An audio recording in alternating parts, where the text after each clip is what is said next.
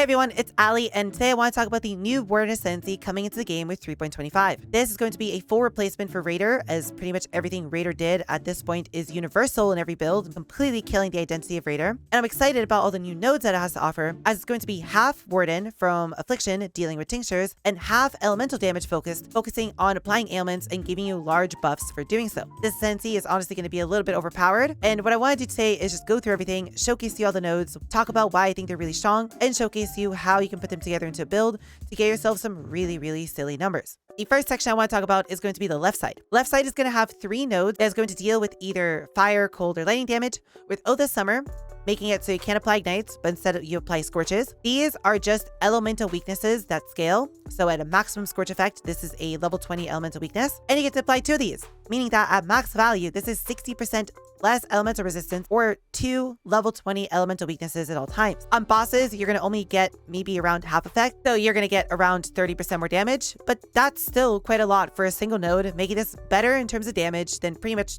most 2 major ascendancy points put together for every other ascendancy. While clearing, because the monsters are going to have a lot less health, you'll most likely be capping out this effect every time. They're just going to be doing 60% more damage to everything, which is pretty insane, as this is going to be increased by ailment effect, meaning that those 30% maximums could most likely be 40% or 50%. We then have Oath of Winter, which is going to deal with giving you some defenses in your build, as all the freezes you inflict are going to last at least 2 seconds, which is kind of strong if you can hit the enemy before it hits you, and you can guarantee a freeze on your first hit, because then you'll easily be able to kill whatever you're fighting within those 2 seconds, making you effectively immortal against that specific enemy. If you have an ability that can penetrate into packs really easily, you can potentially just perma freeze every pack of monsters you fight, making it so you probably just don't get attacked by most monsters in your maps in the first place. This is also going to work on bosses, because every time you don't inflict a freeze, you instead inflict Hoarfrost, which is a debuff that's going to keep stacking on enemies infinitely, making it easier for you to land a freeze. This is mostly meant for bosses, as you can still freeze bosses, it just does not fully stun them, and instead reduces their action speed. So if you could potentially attack fast enough to apply enough Hoarfrost stacks before the previous freeze debuff fell off of a boss, you could possibly keep a permanent 50% less action speed modifier on whatever boss you're fighting. That is a really strong defensive layer, as it makes the bosses substantially slower, keeping you really safe and making it really easy to dodge pretty much every ability that they do. Finally, we have Oath of Spring, which is going to completely rework shocks from one big high effect shock into lots of tiny shocks that give you 2% more damage each. There's a lot of builds that you can play on Warden that can easily do tens of hits per second, meaning that getting to the 50 shocks on an enemy is honestly pretty reasonable to do, which means this in the high end could be upwards of 100% more damage. Now, that's not going to really happen while clearing. You're most likely going to kill everything in 1 to 2 attacks, but on a boss where most elemental bow and melee builds struggle, as they all have really good clear but pretty bad single target damage, you can at minimum get some around 20 to 30 of these shocks in whatever build you're playing, making this be at least 40 to 60% more damage. Of course, there's going to be some builds like Molten Strike that can very easily get to 50 of these, giving those builds upwards of 100% more damage. Then we can also combine all this together with Avatar of the Wilds, which is going to give you 1 stack of Unbound Fury every time you inflict an ailment, with a 0.2 second cooldown on each ailment, which means you could just get 15 stacks of Unbound Fury per second, assuming you are hitting exactly every 0.2 seconds. And then once you get to 100 stacks, you can activate Unbound Avatar, giving you 80% more elemental damage for 10 seconds. This is going to kind of do the same thing that Oath of Spring does, where sure, it might have some benefit to you while mapping, but the main benefit of it is specifically going to be on bosses. As I mentioned, melee and range elemental builds typically struggle pretty heavily with single target damage, so when you have yourself an on-demand 80% more damage button, along with Oath of Spring being able to stack upwards to 100% more damage, you can suddenly do up to 180% more damage at once to a boss, and honestly, nothing's going to really live more than 10 seconds before phasing or dying, so this should feel really good on all these builds. This pretty much solves the main issue that these builds had. And if we wanted to, for example, look at the build that I'm personally going to be league starting with 3.25, which I will have a guide out in a few days, I am playing a Lightning Strike build where my Lightning Strike DPS is 1.5 million. Now, I do not have these effects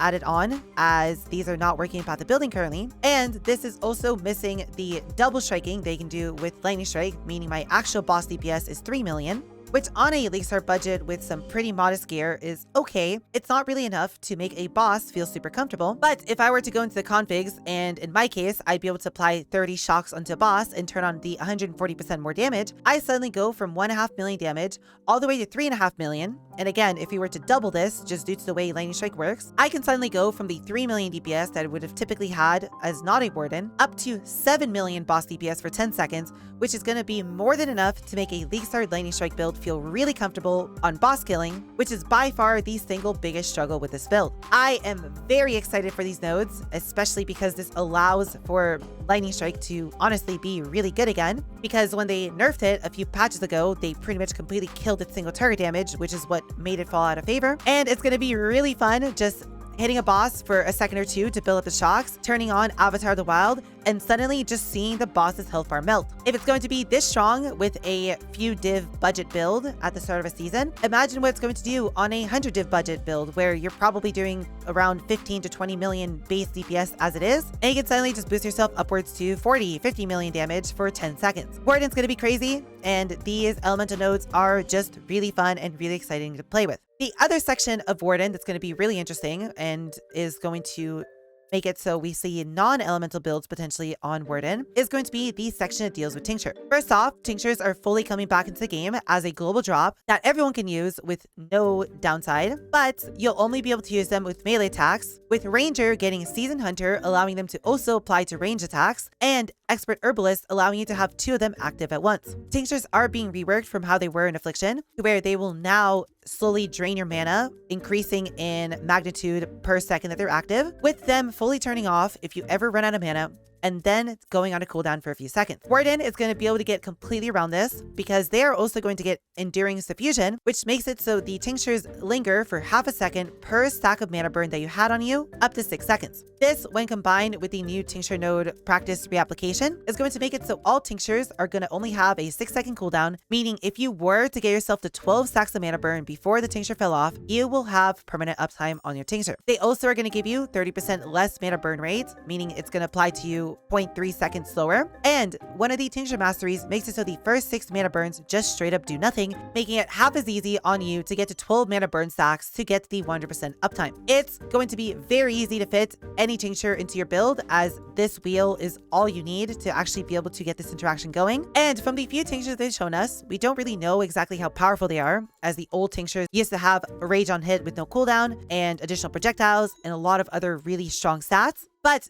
from the few default tinctures they've shown us so far, it's going to be very difficult to say exactly how strong tinctures are going to be, but given the old effect to where they give you flash charges on adjacent flasks is back in the game through Nature's Concoction, and the possibility of them also bringing back the rage on hit and additional projectile tincture rolls, we could potentially see some very powerful tinctures. One thing to keep in mind here is that tinctures are now craftable, meaning you could roll for exactly the perfect tincture that you want without you having to pay literally a mere plus for a perfect tincture. And the few tinctures they've shown us so far are looking to be fairly strong and fairly powerful, which will by itself most likely make it so you will include one of these over a flask in every single Warden build in the game. I am very excited about this ascendancy overall, and I'm excited that's going to allow me to play Lightning Strike, as it's been years since I last played it. I think the last time I touched it was around Ultimatum, and it's always been a fun skill that's been dear to me. It's just never really been that strong, and given that Warden is going to fix all the issues that build, for example, would have, I am looking forward to league starting with this. There's obviously some other builds that are sticking out as very strong Warden builds, such as Ellie Hit of Spectrum.